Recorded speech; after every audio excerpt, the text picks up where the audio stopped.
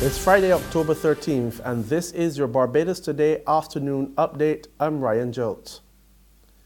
The licenses of 4 international businesses domiciled in Barbados have been revoked.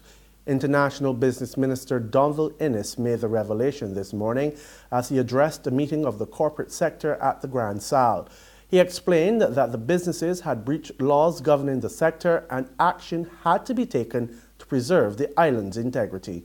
We were advised by 2 of the service providers that these entities, the beneficial owners of the entities, have been either charged or found guilty of some illicit activities in foreign jurisdictions, and to which the entities in Barbados may be or have been involved in such acts.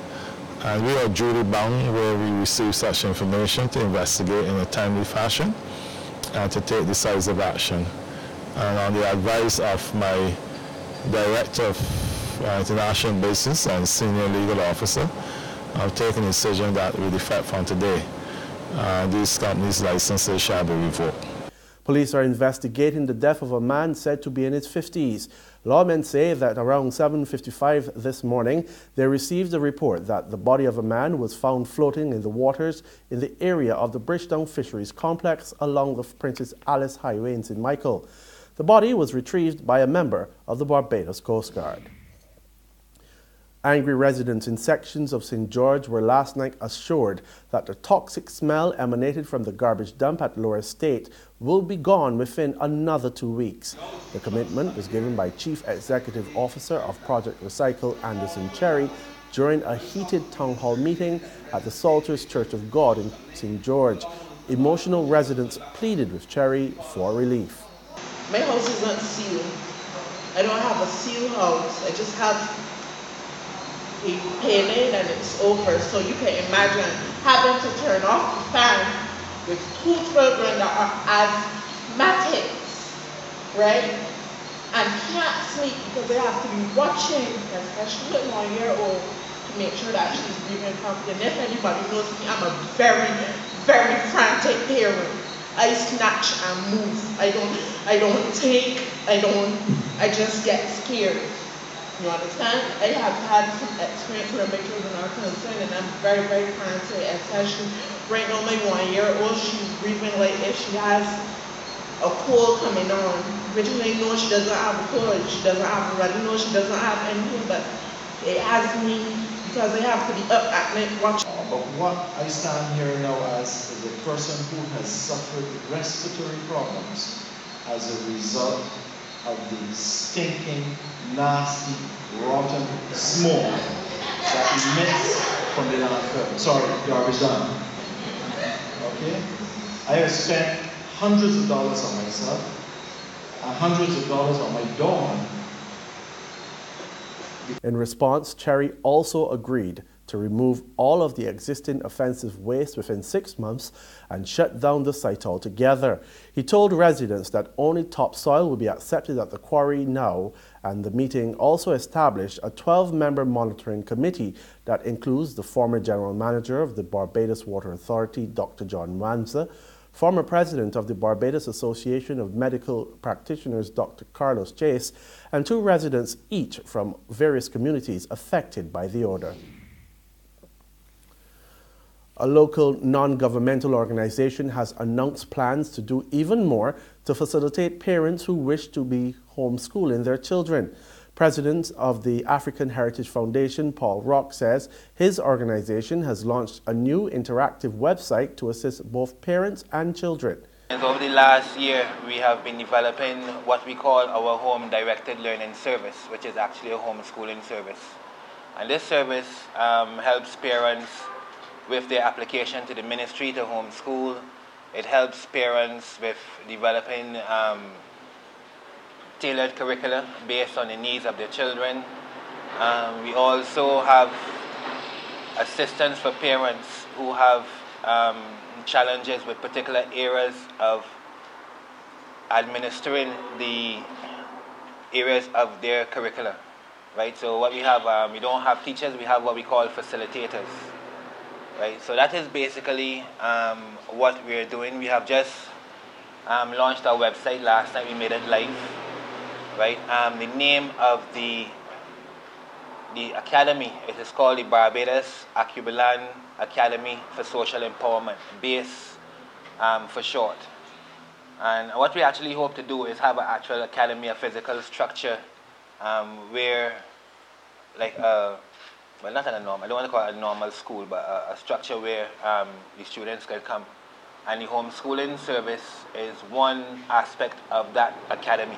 He says homeschooling is becoming a more popular option worldwide as recent studies have dispelled myths about the practice.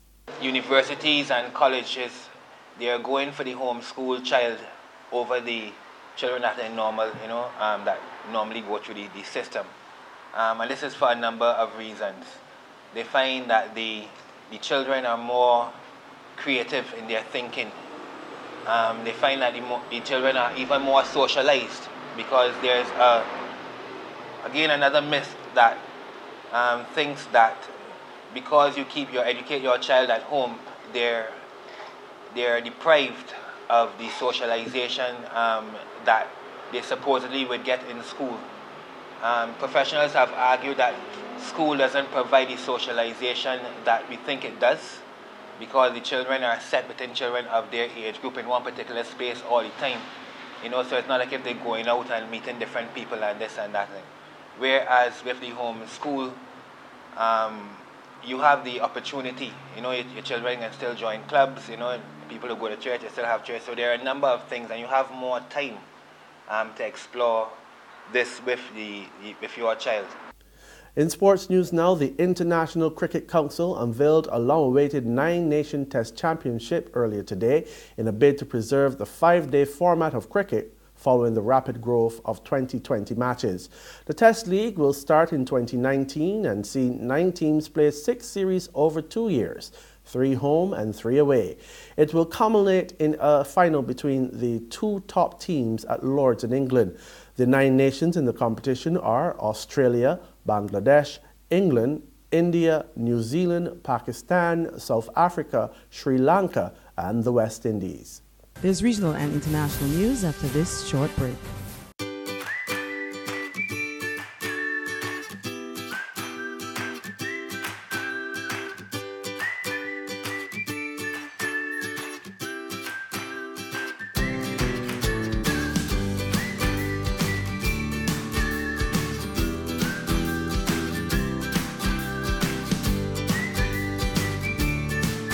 Barbados Today, touching one community at a time.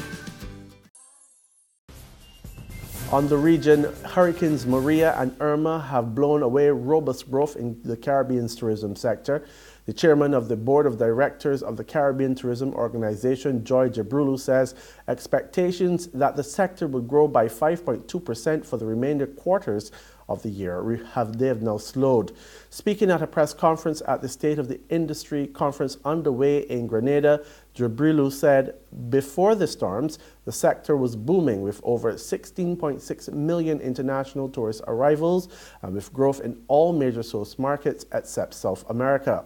However, with the 13 destinations battered by storms, the region will now experience growth of between 1 and 2%. On the international scene now, where the United States will not be escaping the obesity epidemic anytime soon. Nearly 40% of adults and 19% of youth are obese. It's the highest rate the country has seen in all adults. That's the findings of a new report released by the National Center for Health Statistics. Dr. Craig Hales, medical epidemiologist at the U.S. Centers for Disease Control and Prevention, says since 1999, there has been a staggering rise in the prevalence of obesity, particularly in adults, without any signs of it slowing down.